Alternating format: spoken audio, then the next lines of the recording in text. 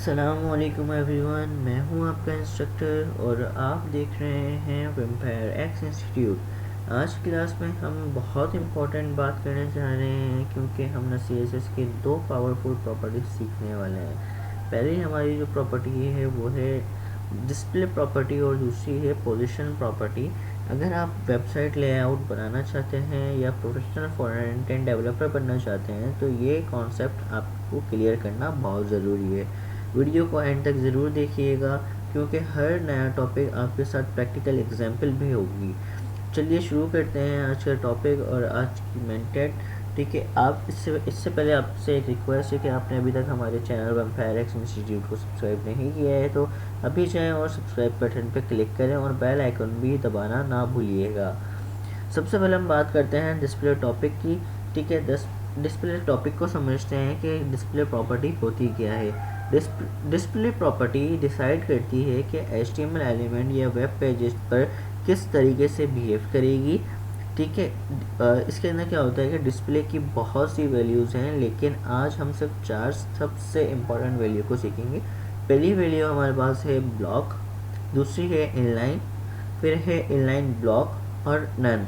ठीक है, इसे कहा जाता है डिस्प्ले ब्लॉक। अच्छा, ब्लॉक एलिमेंट हमेशा नई लाइन से स्टार्ट होता है और अवेलेबल विड्थ और पूरा यूज़ करता है, जिसके अंदर एग्जाम्पल के तौर पे हमारे पास div है, h1 है, p है या सेक्शन है, तो उसको किस तरीके से न्यू करना है और वो हर न्यू लाइन को अपने अंदर इंटीग्रेट करवाएगा। ठीक है जी, अब हम बात करते हैं और इसको कोडिंग की तरफ लेकर आते हैं कि हर डिव अलग लाइन में नज़र आएगा। ठीक है, याद रखें कि न्यू लाइन लेता है, फुल विड्थ लेता है और विड्थ और हाइट दोनों वर्क करता है। तो किस तरीके से वर्क करता है हम इसको कोड के ज़रिए समझते हैं। तो सबसे पहले मैं चलता हूँ हमारे index.html के अंदर। ठीक है, तो सबसे पहले मैं यहाँ पे जो प्रीवियस कोड है हमारा उसको मैं यहाँ से डिलीट कर देता हूँ। आपने अभी तक हमारी पिछली वीडियोस नहीं देखी हैं तो आपसे रिक्वेस्ट है कि पहले वो वीडियोस देख कर आएँ और उसके बाद आपको ये प्रॉपर्टी हमारी जो मास्टर क्लासेस है CSS की वो समझ में आना शुरू हो जाएगी। तो सबसे पहले हम क्या करते हैं, हम इसके अंदर अब HTML को इंटीग्रेट करवा लेते हैं। ठीक है जी, इसको इंटीग्रेट करवा लिया। अब मैं क्या करता हूँ, मैं इसके अंदर डिव क्रिएट कर लेता हूँ। अब इसके अंदर मैं डिव क्रिएट कर लेता हूँ। सबसे पहले डिव क्रिएट करने के बाद अब मैं इसके अंदर क्या करता हूँ, इसके अंदर मैं एक और डिव क्रिएट करूँगा, लेकिन सबसे पहले इसके अंदर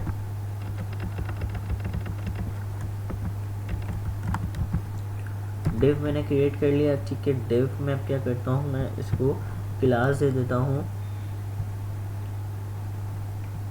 ठीक है, क्लास दे देते हैं, क्लास दे दी। क्लास का नाम हम रखेंगे बॉक्स। ठीक है, हमने बॉक्स रख लिया। अच्छा, अब हम एक काम करते हैं, हम इसको एक और दफ़ा यहाँ पे बुला लेते हैं और इसको हम दे देते हैं डिव। ठीक है, डिव दिया। डिव देने के बाद अब हम क्या करते हैं, इसके अंदर क्या करेंगे, क्लास देंगे वापस से। ठीक है, मैंने क्लास दे दिया। क्लास का नाम भी इसको भी हम बॉक्स ही देंगे। ठीक है जी, और अब हम देते हैं इसके अंदर बॉक्स नंबर 1 और बॉक्स नंबर 2 ताकि हमें पता चल जाए। तो बॉक्स नंबर हम क्या दे देंगे, पहले 1। ठीक है, फिर और इसके अंदर हम दे देते हैं बॉक्स नंबर 2, बॉक्स नंबर 2। इसको हम करते हैं कंट्रोल S। अब हम चलते हैं हमारे कोड की जानिब। ठीक है, अब हम क्या करते हैं, हम यहाँ पे क्या करेंगे, सबसे पहले डिव क्रिएट करेंगे, डिव को कॉल करवा लेंगे। ठीक है, यहाँ पर आएंगे और यहाँ पे लिखेंगे बॉक्स। ठीक है, बॉक्स लिखने के बाद हम क्या करेंगे, यहाँ पे इसको ब्रैकेट खोल के नीचे ले आएंगे और इसको देंगे डिस्प्ले ब्लॉक। ठीक है, डिस्प्ले देंगे और डिस्प्ले के अंदर दे देंगे ब्लॉक। ठीक है जी, इसके बाद हम देंगे बैकग्राउंड देंगे हम रेड कलर का। ठीक है जी। अच्छा, फिर उसके बाद हम क्या करते हैं, हम इसके अंदर एक और प्रॉपर्टी लगाते हैं जिसको कहते हैं कलर और मार्जिन। दोनों चीज़ों को हम लगाते हैं। तो सबसे पहले हम लगाएंगे इसके अंदर कलर। ठीक है, कलर लगाया। कलर किस तरीके का होना चाहिए, हम इसको दे देते हैं वाइट। ठीक है, अच्छा, फिर उसके बाद हम क्या करते हैं, हम वापस से बाहर आते हैं और इसको हम दे देते हैं मार्जिन। ठीक है, हमने मार्जिन दे दिया, मार्जिन इसको देंगे हम, मार्जिन देंगे 10 px, ठीक है 10 px हमने मार्जिन दे दी। इसको कंट्रोल एस करते हैं। देन अब मैं चलता हूँ अपने ब्राउज की तरफ, फाइल की तरफ, और इसको हम ओपन करके देखते हैं कि किस तरीके से ओपन हो रही है। तो मैं आ गया अपनी फाइल की तरफ और इसको मैं ओपन कर लेता हूँ ब्राउज़र के अंदर, ओपन विद गूगल क्रोम। ठीक है, इसको मैंने ओपन कर लिया।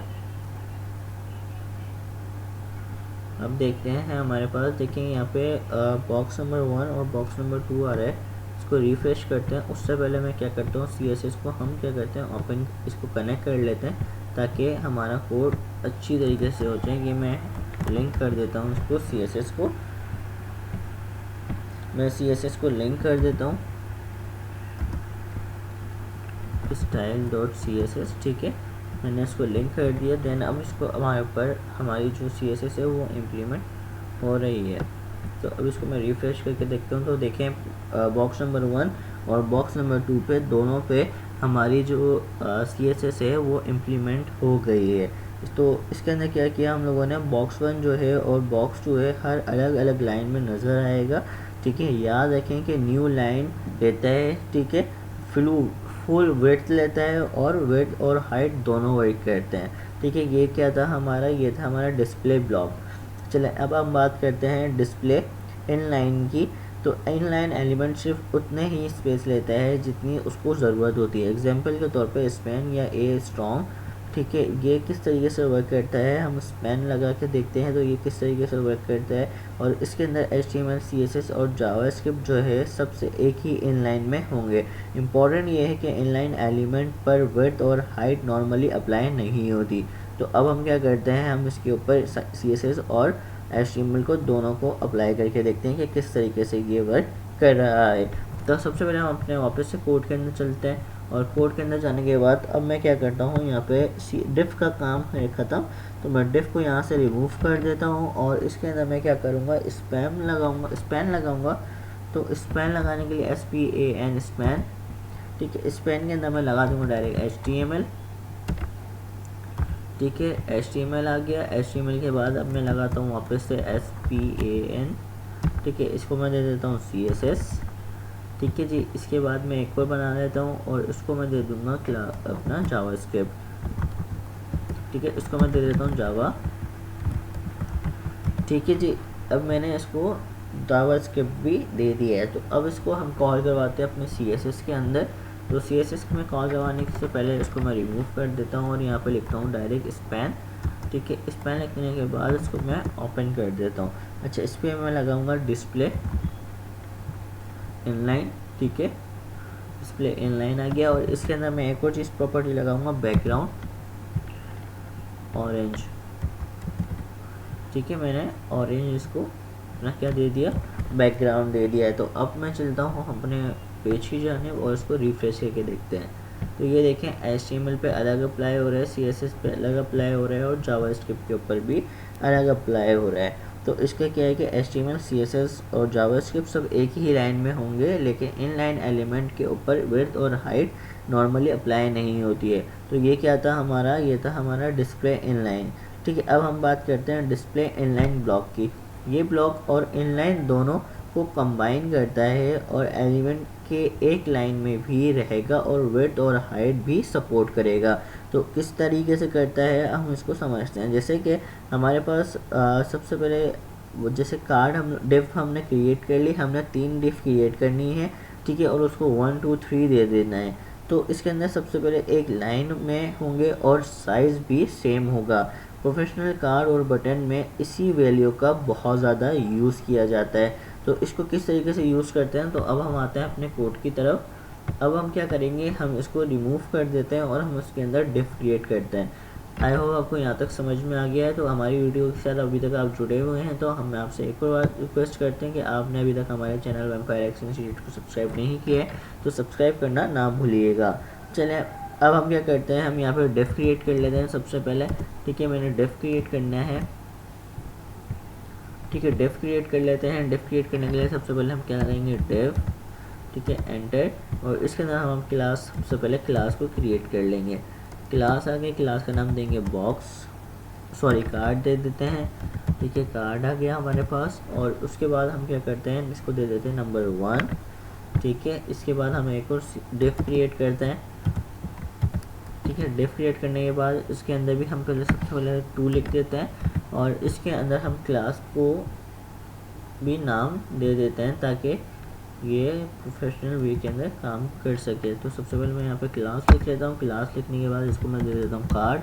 ठीक है, एक और मैं बना लेता हूँ CSS का। ठीक है, डिव। ठीक है, इसके अंदर मैं वापस से क्लास दे देता हूँ। ठीक है, इसको मैंने क्लास दे दिया। इसके अंदर मैं सबसे पहले लिखूँगा कार्ड। ठीक है, और जो डिव है उसको हम दे देते हैं नंबर 3।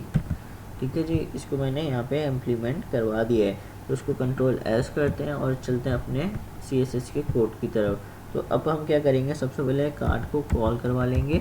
ठीक है, कार्ड को हमने कॉल करवा लिया, देन हम उसको नीचे ले आते हैं। तो सबसे पहले हम लगाएंगे डिस्प्ले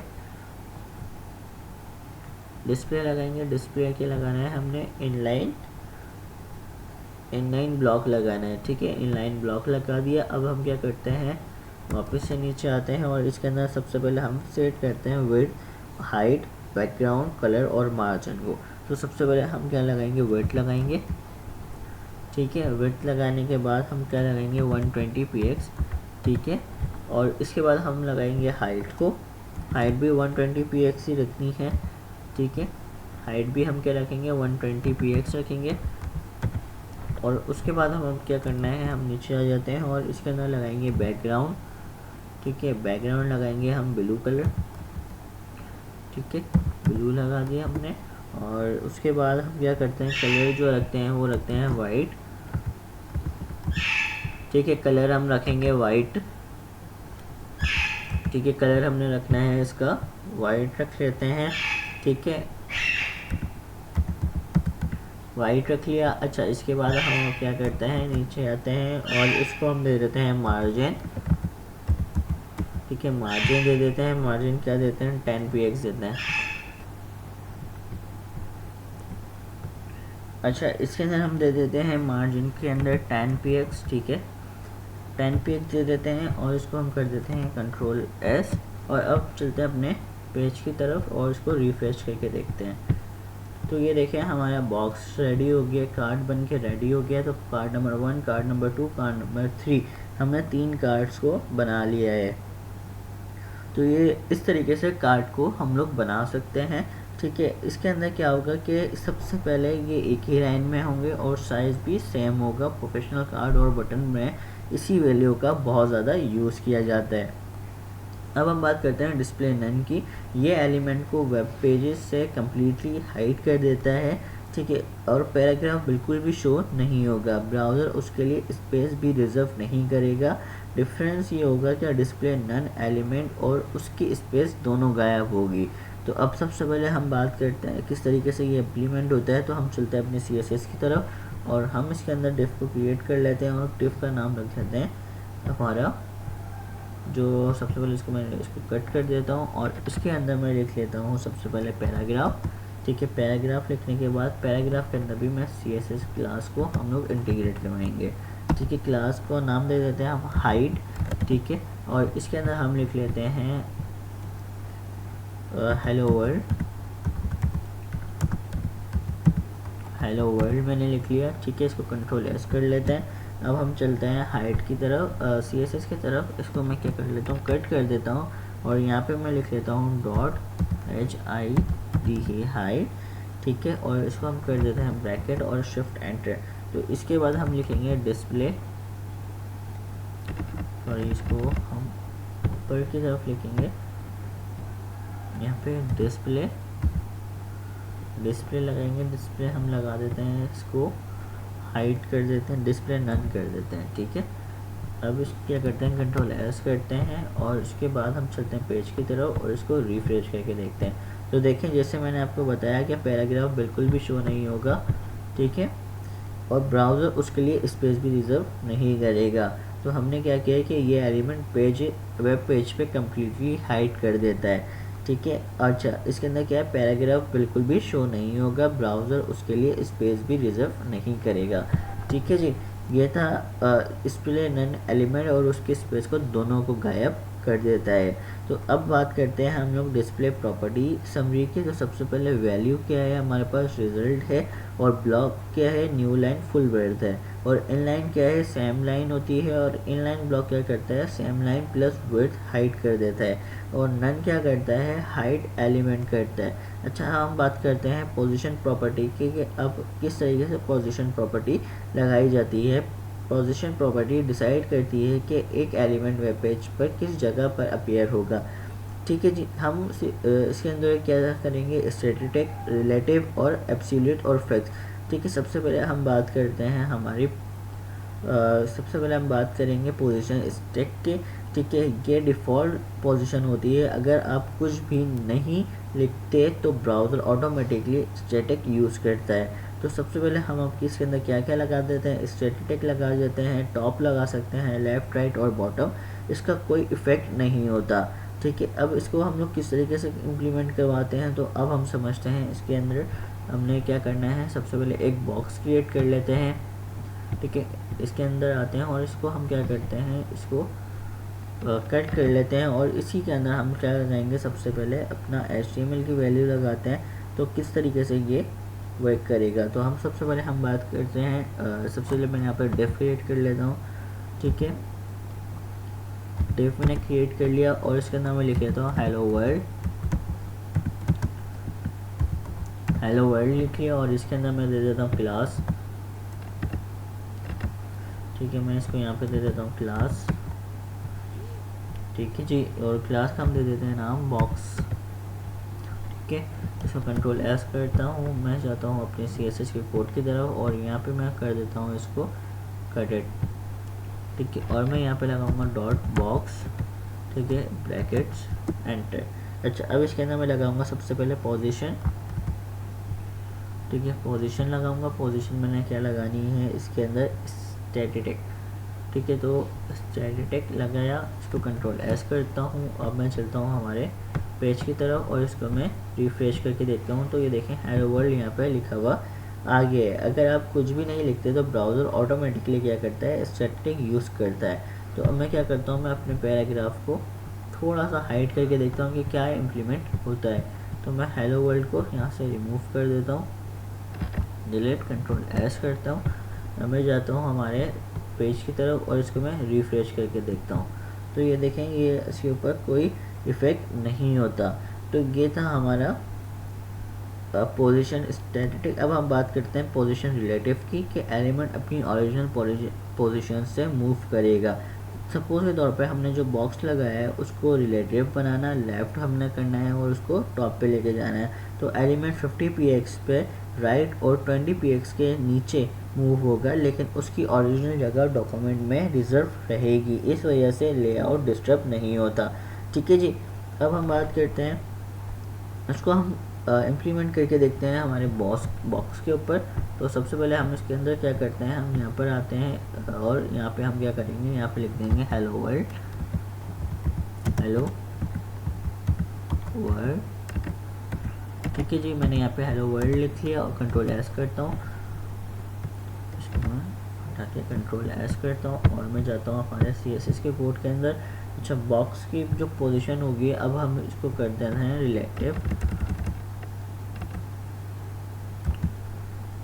रिलेटिव कर दिया, और इसके अंदर हम क्या करेंगे, इसको हम देंगे लेफ़्ट। ठीक है, लेफ़्ट हम कितना देते हैं, इसको 50 px दे देते हैं। ठीक है, 50 px दे देते हैं, 50 px दे दिया, और इसके अंदर हम देंगे राइट, टॉप देंगे इसको 20 px, dpx दे देते हैं, और इसको कंट्रोल S करते हैं और चलते हैं पेज की जानिब, और इसको रिफ्रेश करके देखते हैं। तो ये देखें, हमारा जो है वो थोड़ा सा मूव हुआ है 50 px पे, और टॉप के ऊपर है। तो इस एलिमेंट में 50, मैंने जैसे पहले रिपीट किया कि एलिमेंट के अंदर 50 px राइट, और जो हमारे पास 20 px के नीचे मूव होगा। ठीक है जी, लेकिन उसकी ओरिजिनल जगह डॉक्यूमेंट में रिजर्व रहेगी, इस वजह से लेआउट डिस्टर्ब नहीं होता। अब आप बात करते हैं पोजीशन एब्सोल्यूट की। एब्सोल्यूट क्या करता है, एलिमेंट नॉर्मल फ्लो से बाहर जाता है, यहाँ अपने नियरेस्ट पोजिशन पेरेंट की अकॉर्डिंग मूव करता है। तो सबसे पहले हम क्या करेंगे, डिफ को क्रिएट कर लेते हैं, ठीक है, और उसके बाद हम इसके अंदर किस तरीके से वर्क करता है ये भी हम समझते हैं। तो अब सबसे पहले हम क्या करते हैं, हम इसके अंदर आते हैं अपने कोड की तरफ, और अब इसके अंदर मैं क्या करूँगा, सबसे पहले जाऊँगा HTML के अंदर, और यहाँ पे मैं क्या कर लेता हूँ, डिफ क्रिएट कर लेता हूँ। डिफ का नाम मैं पहले सबसे पहले देता हूँ पेरेंट, ठीक है, ये आ गया हमारा पेरेंट्स आ गया हमारे ना, ये हमारा पेरेंट आ गया। और अब इसके बाद मैं एक और डिफ क्रिएट करता हूँ, ठीक है, शिफ्ट एंटर, इसको मैं क्या करूँगा, इसको मैं यहाँ से रिमूव कर दूँगा और इसको मैं कर दूँगा नीचे। अच्छा, अब इसके अंदर मैं क्या क्रिएट करना है, मैंने इसके अंदर एक और डिफ क्रिएट कर लेनी है, डिफ दे दी, डिफ के अंदर मैं यहाँ पे दे दूँगा चाइल्ड, CHILD, चाइल्ड मैंने दे दिया, और इस क्लास का नाम दे देते हैं, सॉरी मैंने यहाँ पे चाइल्ड दे दी, क्लास के अंदर चाइल्ड आएगा, इसको मैं दे देता हूँ यहाँ पे क्लास, ठीक है, क्लास दे दिया, क्लास को हम दे देते हैं चाइल्ड, ठीक है, हमने चाइल्ड दे दिया। अब इसको कंट्रोल एस करते हैं। अच्छा, अब हम चलते हैं हमारे CSS के कोड की तरफ। तो सबसे पहले इसको हम रिमूव करेंगे, तो हम सबसे पहले पेरेंट को कॉल करवाते हैं।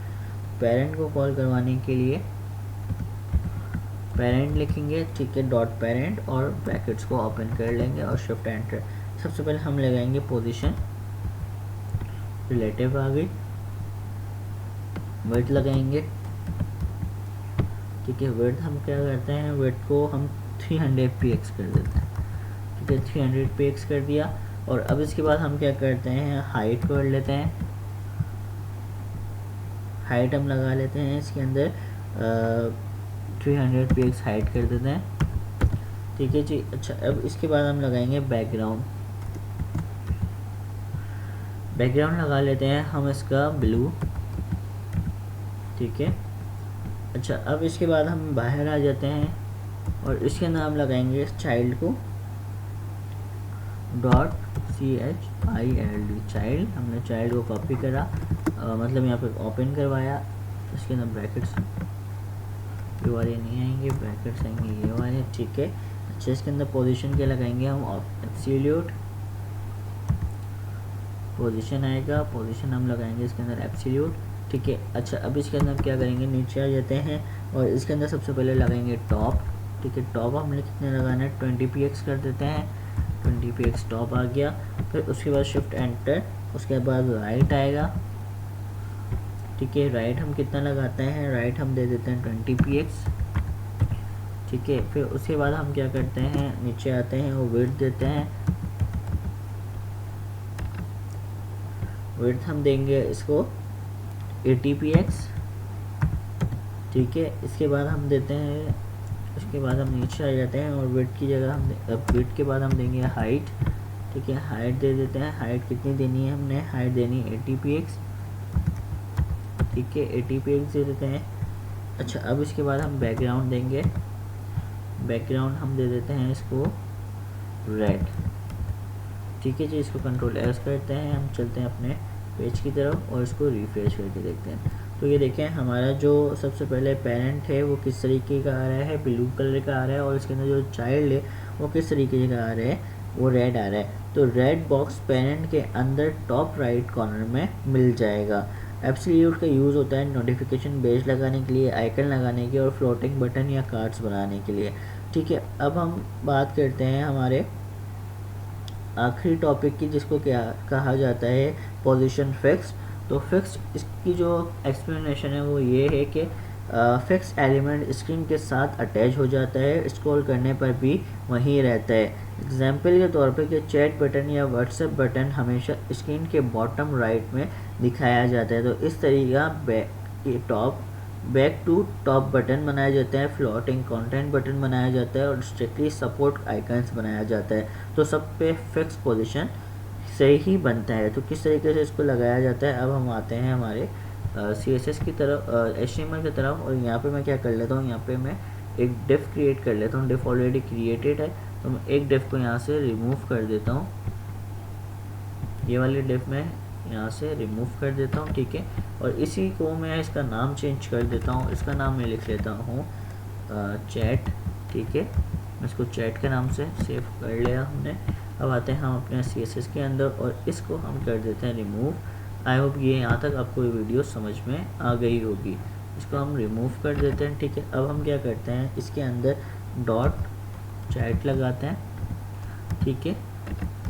डॉट चैट लगाने के बाद इसको ब्रैकेट ओपन कर लेते हैं। अच्छा, अब इसके अंदर हम लगाएंगे पोजीशन फिक्स्ड, पोजीशन लगाएंगे हम इसके अंदर फिक्स्ड, ठीक है। इसके बाद हम क्या लगाएंगे, इसके अंदर हम लगाएंगे बॉटम, बॉटम लगाएंगे। बॉटम हम कितना लगाएंगे, 20 px करेंगे, 20 px हमने बॉटम कर दिया। उसके बाद हम क्या करते हैं, इसके अंदर लगाएंगे राइट, ठीक है। राइट लगा दिया। राइट हम कितना लगा सकते हैं, राइट हम लगाएंगे 20 px, ठीक है। राइट हम लगाएंगे 20 px, 20 px लगा के कंट्रोल एस करते हैं, ठीक है। अब हम चलते हैं अपने पेज की तरफ और इसको रिफ्रेश करके देखते हैं। CSS इम्प्लीमेंट नहीं हुई,